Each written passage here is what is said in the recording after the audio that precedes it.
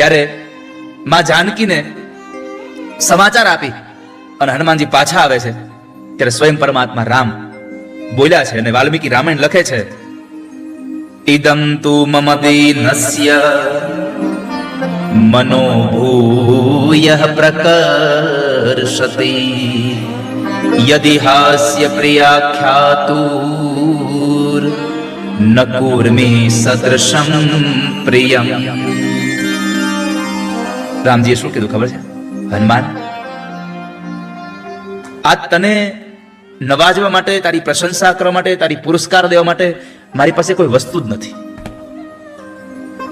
આ સંસારમાં સૌથી કોઈ જો મોટો પુરસ્કાર હોય ને તો તમારું માન અને સન્માન છે. બીજાને પ્રેમ અને લાગણી આપો એનાથી મોટો પુરસ્કાર નથી આ સંસારમાં. આજ તને સન્માનવા માટે મારી પાસે કોઈ એવો પુરસ્કાર જ નથી, એનો અભાવ છે.